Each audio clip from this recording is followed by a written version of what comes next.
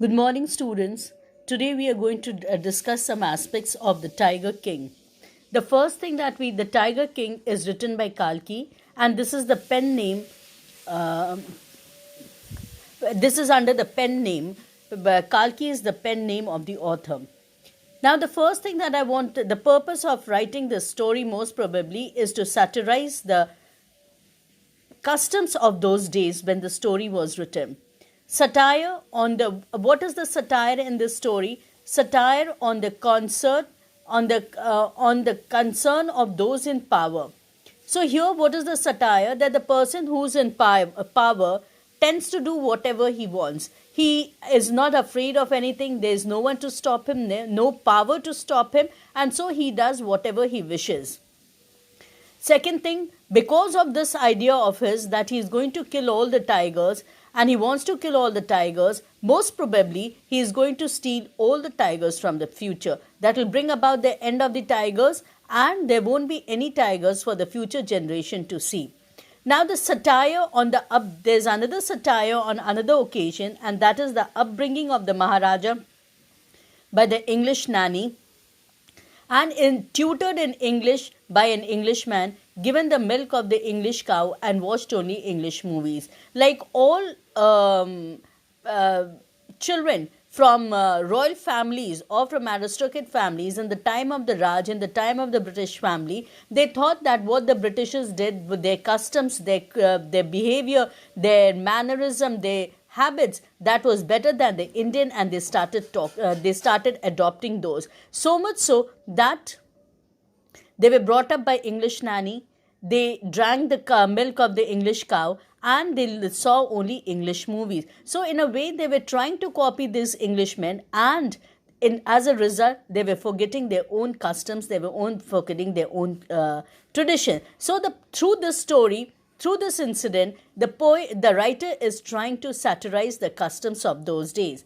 Now, here again, there's another satire, that is the whimsical attitude of the Maharaja. Whimsical means there is no written law, there's no rule and regulation. When he's happy, he lessens the taxes of the people, and when he is unhappy, angry, dissatisfied, he increases the taxes of the people. So it's all on the whims and fancies of the Maharaja, and he can do as he please, and there's no one to stop him. There's no one to tell him that what he is doing is wrong. So here, these 3 points are the satires, and mostly the behavior satire. The behavior of the Maharaja has been satired here. Now we come to the irony in this chapter. What is the irony in this chapter? That the king Maharaja was predicted that the tiger would be killed, that he'll be killed by the 100th tiger, and the Maharaja decides that he is going to kill all 100 tigers, and this is going to bring safety to his life, and he is going to be happy after that. So he kills the 99 tigers, and the 100th which he wanted to kill, he could not kill it, just fainted, and there was a misunderstanding on the part of Maharaja that he had killed it, but later it was killed by the hunter. So he goes and buys a wooden tiger with which his child can play. On his birthday, as a gift, he buys a wooden tiger, and it is this wooden tiger, a tiger which has no life, a tiger which has no energy, which is not real, but something which is very cheap, something which is very which should not be should not be scared of or anything. It's just a thing to play about, and that brings about the death of the king. So this is the irony here. Now, the warrior of warriors, the hero of heroes, and champion of champions did not die a valiant death.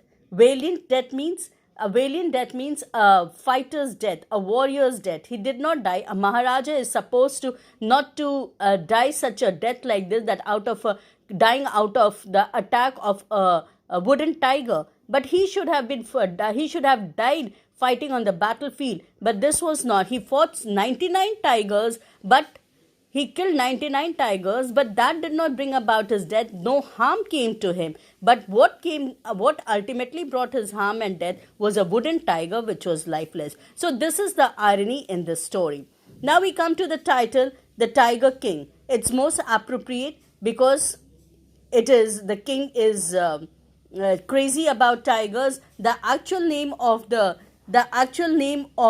Maharaja was Jamidar General Khalidar Major Satyavagra Sambrahi Maharaj Dhiraj Vishwabhuvan Samrat Shri Jilani Jung Bahadur. Now this was his real name, but he was called the Tiger King. Why? Because a major part of his life was revolved around the killing of the tiger. He did not think of anything else. All his activities in life, they were influenced by the tigers and the killing or hunting of the tigers. So that is why the name of the chapter, The Tiger King, is very appropriate. He was crazy about tiger hunting. When he wants to marry also, he wants to marry a girl from a kingdom where there are lots of tigers. The king himself is ruthless and ferocious as a tiger. And in the end, he meets a death because of a wooden tiger. So the whole story is revolving around the king and his activities of killing the tiger, and all his thinking is influenced, action and thoughts are influenced by the Tiger King. So it is the title is very apt. Now we come to the message. What is the message that the writer tries to draw is that the primary duty of the king should be the welfare of the citizen. But here the king leaves all the state work to hunt, and he employs the citizens for his personal hunting. It is the duty of the king to look after his subject and their welfare. But here the king was more worried about his welfare, and he left all the state work to hunt, and he employed the citizens for his personal hunting, for his personal work. So the message is very clear that when we are in power, we should not make use of that power for a personal use, for a personal benefits, for a personal safety, but it is the work. When I am in power, I should use that power to take care of the others and for the well-being of the others. Now here, there are some questions here that we will discuss in the next class. Thank you very much.